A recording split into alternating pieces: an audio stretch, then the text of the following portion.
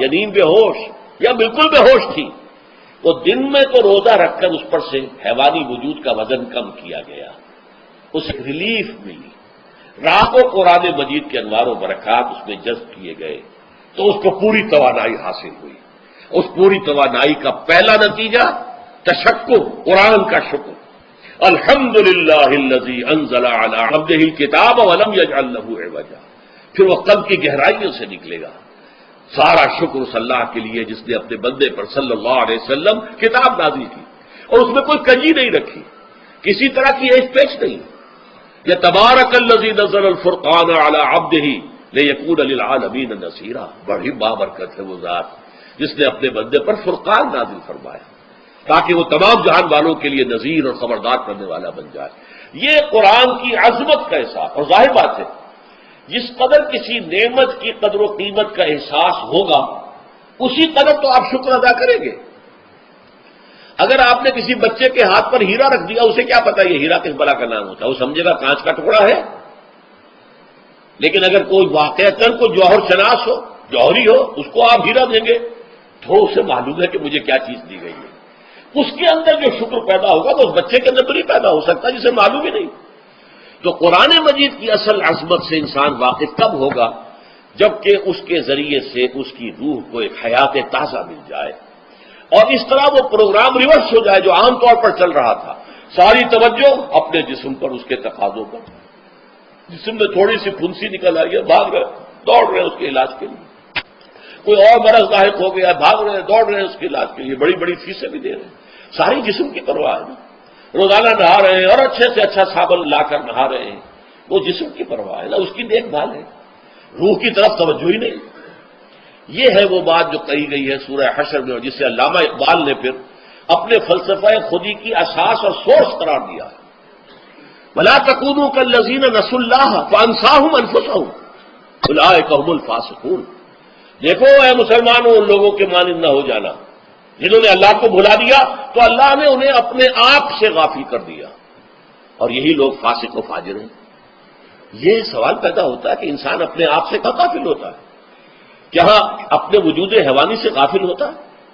کیا بھوک لگتی ہے تو وہ ادھر ادھر منہ نہیں مارتا، غذا کو حاصل کرنے کے لیے کوشش نہیں کرتا؟ پیاس لگتی ہے تو کیا پانی یا کوئی اور مشروب تلاش نہیں کرتا؟ کوئی بیماری لاحق ہوتی ہے تو کیا اس کے علاج کی طرف توجہ نہیں کرتا؟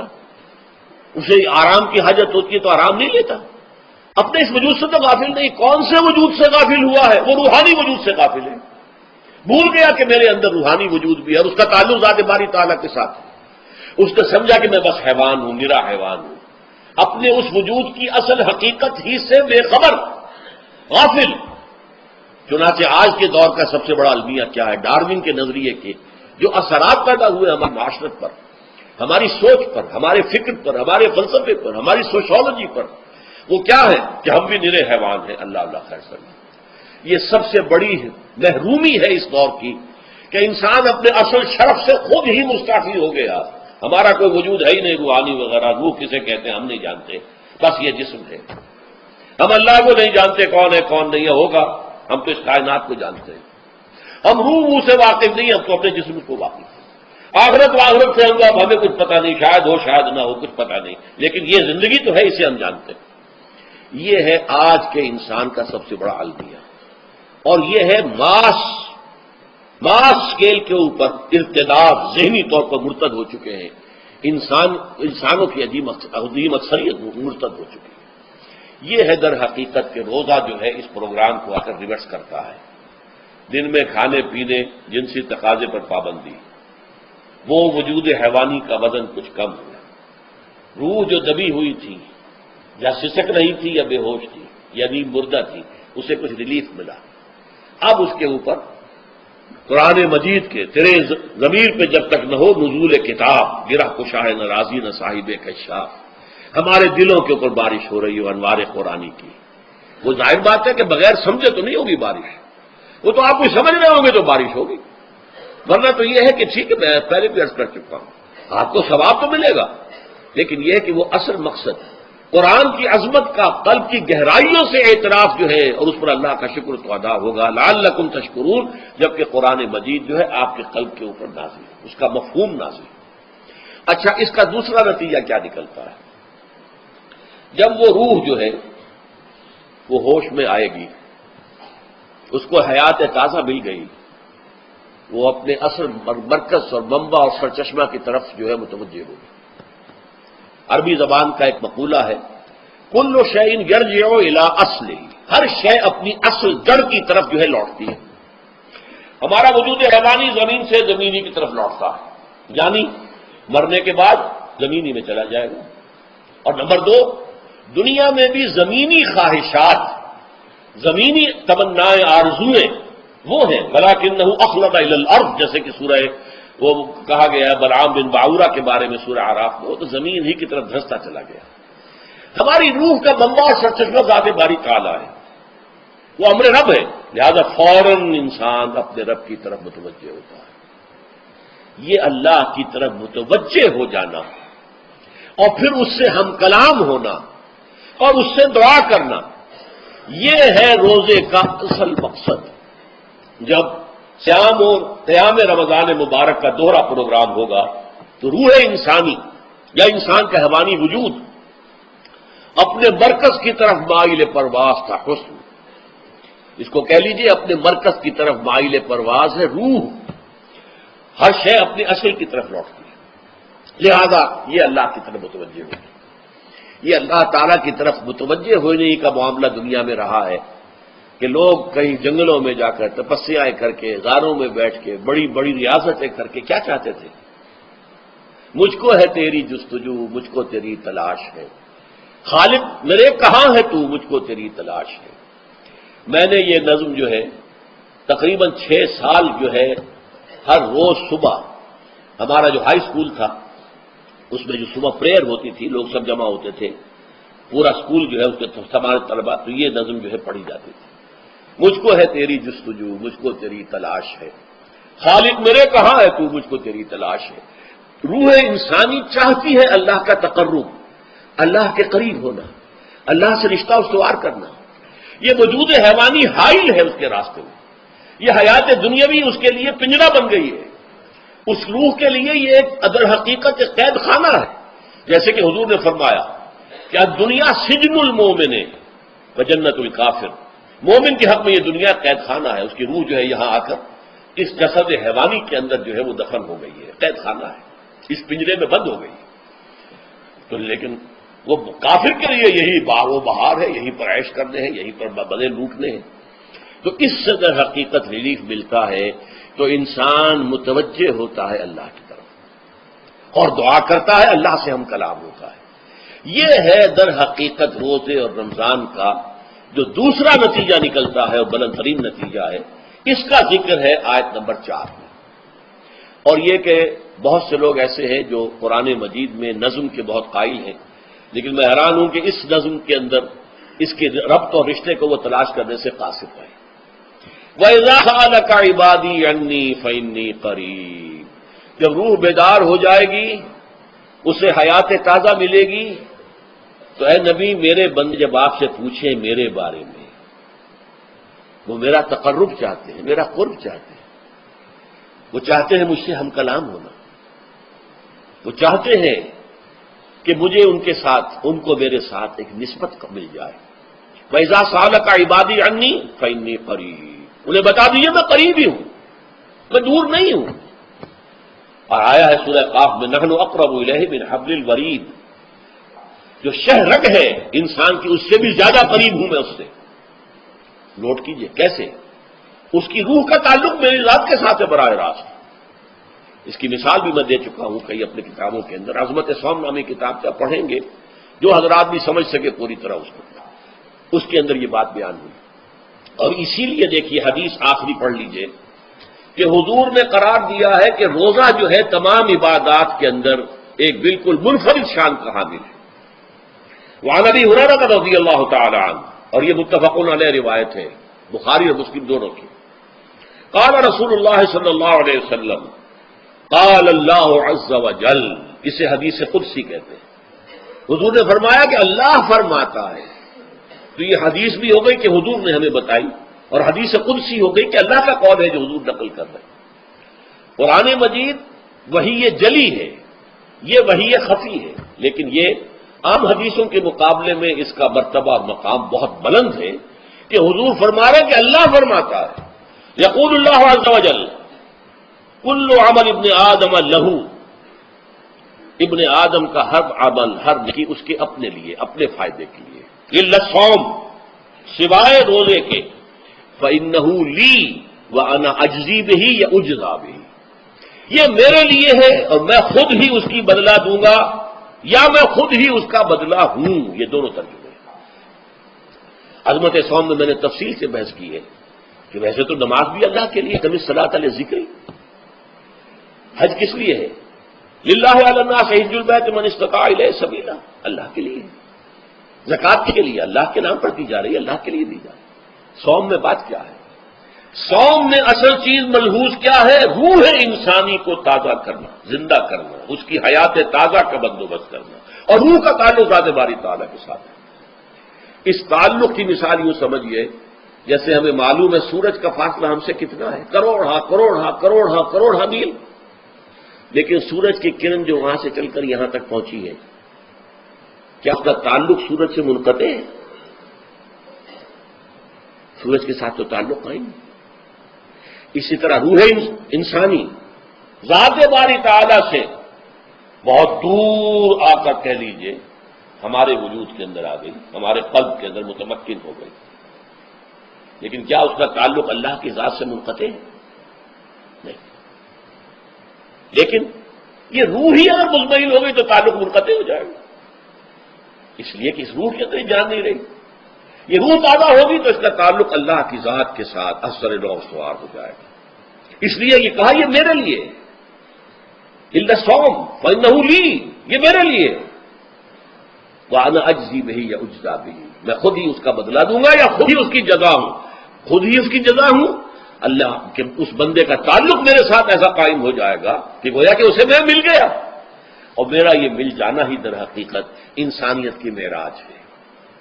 اور دعا کے بارے میں جان لیجئے کہ حضور نے فرمایا الدعاء مخ العبادہ، دعا جو ہے عبادت کا اصل جوہر ہے، لب لباب ہے، اور یہ بھی کہا الدعاء هو العبادہ، دعا ہی اصل عبادت ہے، دعا ہی اصل عبادت، دعا جو ہے وہ روح ہے اس کی۔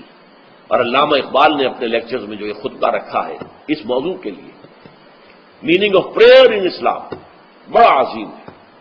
اس نے جو نقشہ کھینچا ہے کہ یہ پریئر کیا ہے؟ انائے صغیر، یہ ایگو میرا، میری انا، میری خودی، انائے صغیر، انائے کبیر کے روبرو آتی، انائے کبیر اللہ، اننی انا اللہ لا الہ الا انا، یہ انا، انائے کبیر، اللہ کی انا، وہ عظیم انا، اور یہ چھوٹی سی محدود سی انا، تو ہے محیط بے کراں، میں ہوں ذرا سی آبجو، یا مجھے ہم کنار کر یا مجھے بے کنار کر۔ اقبال نے پتہ نہیں کس جگہ کس کیفیت میں ڈوب کر یہ شعر کہا ہے، اے اللہ تو ایک ایسے سمندر کے مانند ہے کہ جس کا کنارہ ہی نہیں، اب میں چھوٹی سی ایک پانی کی ایک چھوٹی سی ندی ہوں، آبجو ہوں چھوٹی سی، اب کیا شکل ہے؟ یا تو مجھے اپنے آپ میں ملا لے تاکہ میں بھی ناپیدا کنار ہو جاؤں، دریائے سندھ کا پانی جب سمندر میں گر جاتا تو سمندر ہی بن جاتا،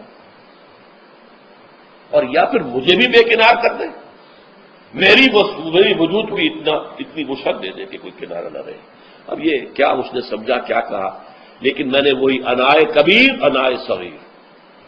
ایک ہے نماز ہم پڑھ لیتے ہیں، آپ نے سارا پڑھ لیا، سارا تعدیل ارکان بھی کر لی، لیکن اگر آپ کا اللہ کے ساتھ ڈائریکٹ کمیونین اور ڈائریکٹ کمیونیکیشن قائم نہیں ہوا تو نماز، جس کو کہ کہا گیا کہ الصلاۃ معراج المومنین، جو قرب حضور کو حاصل ہوا معراج میں، وہ ایک بندہ مومن دنیا میں رہتے ہوئے حاصل کر سکتا ہے نماز میں، اگر اس کی روح جو ہے واقعتاً ہم کا نام ہو رہی ہو الحمدللہ رب العالمین الرحمن الرحیم مالک یوم الدین اہدنا الصراط المستقیم ایاک نعبد و اگر ہم واقعتاً ایسے کہہ رہے ہوں کہ ہمیں احساس ہو کہ ہم اللہ کے حضور میں حاضر ہیں اور عرض کر رہے ہیں، سجدہ کریں تو حدیث میں آتا ہے کہ ایسے محسوس ہو کہ گویا کہ میں نے اپنا سر اللہ کے قدموں میں رکھ دیا ہے، یہ ہے نماز۔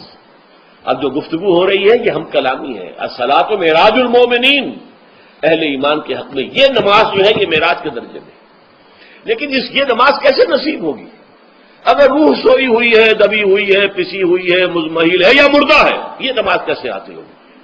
چاہے آپ 5 وقت کی نماز پڑھ رہے ہو، چاہے آپ نے ہیبٹ بنا لیا ہو نماز کو، چاہے کچھ بھی ہو گیا ہو، لیکن یہ کہ جب تک وہ روح بیدار نہ ہو، جب تک ہم کلامی نہ ہو.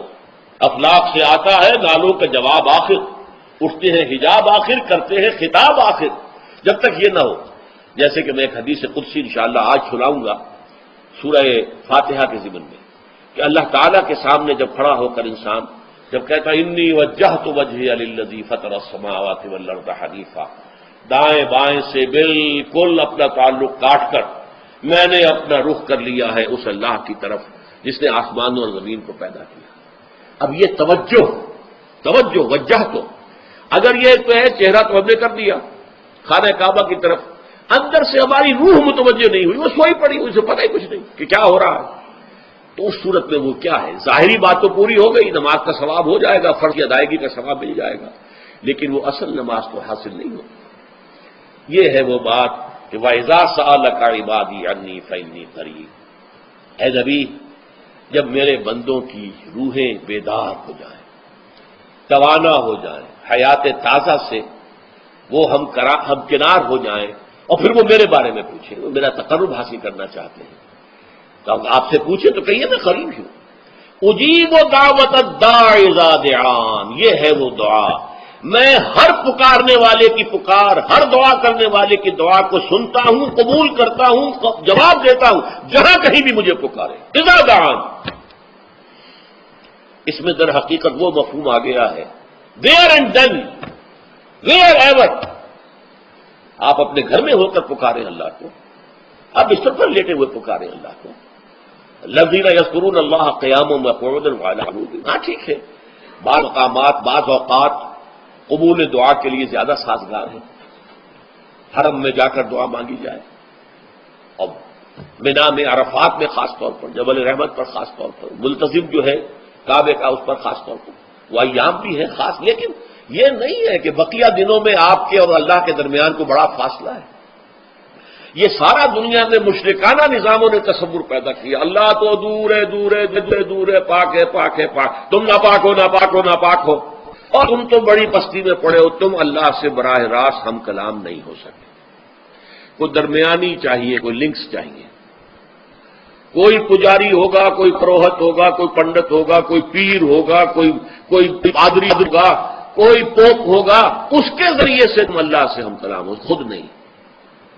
اور جب ذریعے بیچ میں آ گئے تو ان کی مٹھی گرم کرو، ان کی چاپلوس کرو، ان کو بھی جو ہے چادریں چڑھاؤ، ان کو نذرانے پیش کرو.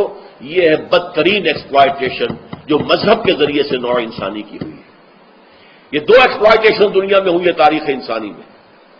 ایک بادشاہوں کی طرف سے، خراب دو ہمیں، محنت تم کرو گے کھیت میں، آدھا حصہ ہمارے پاس آئے گا، ہم ایش کریں گے، ہم اسٹینڈنگ آربیز رکھیں گے تاکہ ذرا تم بغاوت کو تمہارا سر کچل دیا جائے. یہ ایکسپلائٹیشن بدترین. مانگنے والا گدھا ہے، صدقہ مانگے یا خراج. دوسری طرف ہم بادشاہ ہیں، ہم چندر بنسی سورج بنسی خاندان ہیں، ہم راجپوت ہیں، حکومت کرنا ہمارا حق ہے. اور یہ پنڈت پہنچ جو ہے وہ بھی کہیں گے کہ ٹھیک ہے، نصف لی و نصف لک وہذا قوم جاہلون، یہ عوام جو ہے ان کا خون چوسو، ہمیں یہ نذرانے پیش کریں، بتوں کو آ کے چڑھائیں اور تمہیں خراج دیں اور ٹیکس دیں. They are to be exploit ہوگا. اسلام نے آ کر دونوں کا خاتمہ کیا، کوئی ملوکیت نہیں. زکوٰۃ ہے تو غربا کے لیے، بادشاہ کے لیے نہیں ہے، یہ تو غربا کے لیے، لہذا کوئی ٹیکس نہیں. نمبر 2، اللہ سے ہم کلام ہونے کے لیے کسی دربان، کسی جو ہے پہرے دار کی مٹھی گرم کرنے کی ضرورت نہیں. جب چاہو ہم کلام ہو جاؤ. دل کے آئینے میں ہے تصویر یار، جب ذرا گردن جھکائی دیکھ لی. یہ تو تم ہماری طرف متوجہ نہیں ہوتے، ہم تو ہر وقت کہتے ہیں، ہر شب کو آخری لمحات جو ہے، آخری جو گھنٹے ہیں رات کے، سمائے دنیا تک ہم نزول فرما دیتے ہیں تمہارے لیے. اور پکارنے والا پکارتا ہے، حل بالمستغفرین فاغفر اللہ، ہے کوئی استغفار کرنے والا کہ میں اسے بخش دوں؟ حل من سائل فاعطیہ، ہے کوئی مانگنے والا کہ میں اسے عطا کروں؟ تم ہی سوئے رہتے ہو، انٹا غفیر رہتے ہو، تمہیں ہماری طرف توجہ نہیں ہے۔ اگر ہماری طرف متوجہ ہو جاؤ تو جیسے کہ اقبال نے کہا کہ میرے لیے یہ دربان جو ہے پیران کلیسا کو کلیسا سے اٹھا دو، کیوں خالق و مخلوق میں حائل رہے پردے۔ اور یہ میں نے کئی مرتبہ بیان کیا ہے، ہمارے ہاں وہ پی جو جماعت بنی تھی ایک، اب اس میں 2 پی اور ایڈ ہو گئی ہیں، پی پھر وہ پیٹریٹ، اور اس سے اپنی پہلے پارلیمنٹیرین کی پی آ گئی اور پھر پیٹریٹ کی آ گئی، 5 پیز ہو گئی۔ اسی طرح گنتی ہے ہندوستان میں پنڈت، پروہت اور پجاری، 3 پے تو یہاں تھی، پیر ایران کا پیر، اور پوپ اور پادری، یہ سب پے سے شروع ہوتے ہیں الفاظ، اور یہ سب در حقیقت جو ہے شروع ہونے والے الفاظ، یہ در حقیقت انسانوں کی بدترین ایکسپلائٹیشن کا ذریعہ ہے۔ وَإِذَا سَأَلَكَ عِبَادِي عَنِّي فَإِنِّي قَرِيبٌ أُجِيبُ دَعْوَةَ الدَّاعِ إِذَا دَعَانِ فَلْيَسْتَجِيبُوا لِي۔ ہاں ایک تقاضا ہے، پھر اس سے پہلے یہ بات سمجھ لیجئے، میں اس آیت کو میگنا کارٹا جسے کہا جاتا ہے حقوق انسانی کا سب سے بڑا چارٹر، میں اس سے کہیں بڑا چارٹر قرار دیتا ہوں کہ اللہ کہتا ہے مجھ سے ہم کلام ہونے کے لیے کسی واسطے کی، کسی وسیلے کی کوئی حاجت نہیں، جب چاہو مجھ سے ہم کلام ہو جائیں۔ ہاں ایک شرط ہے، فَلْيَسْتَجِيبُوا لِي، چاہیے کہ وہ میری بات بھی قبول کریں، میرے احکام کو تسلیم کریں، میرے فرامین کان سے کھول کر سنیں، ان پر دل سے عمل کریں۔ فَلْيَسْتَجِيبُوا لِي، یہ ون وے ٹریفک نہیں ہوگا کہ ہم تمہاری دعائیں قبول کریں اور تم ہماری باتوں سے پہلو تو ہی کرو، سنی انسنی کر دو، یہ نہیں ہوگا۔ یہ ایک 2 وے تعلق ہے، جسے آج کل کہا جاتا بائی لیٹرل تعلق ہے۔ بائی لیٹرل تعلق ہے اللہ اور بندے کے درمیان، بندہ توبہ کرتا ہے معاصی سے، اللہ تعالیٰ بھی اس کے لیے بھی لفظ تواب ہے، وہ بھی اپنی رحمت کے ساتھ دوبارہ متوجہ ہو جاتا ہے۔ تم اللہ کو یاد کرو، فاذکرونی اذکرکم، مجھے یاد رکھو میں تمہیں یاد رکھوں گا۔ ان تنصروا اللہ ینصرکم، اگر تم اللہ کی مدد کرو گے اللہ تمہاری مدد کرے گا۔ یہ ہے 2 طرفہ معاملہ۔ اسی طریقے سے تم چاہتے ہو کہ میں تمہاری دعائیں قبول کروں، اجیب دعوت الداعی اذا دعان، میں ہر پکارنے والے کی پکار کو سنتا ہوں جب اور جہاں، ویئر اینڈ وین وہ مجھے پکارے، لیکن لازم ہے فلیستجیبوا لی، وہ بھی میرا کہنا مانے، میرے فرامین کو کھلے کانوں سنے اور تہہ دل سے اس پر عمل کرے۔ ولیؤمنوا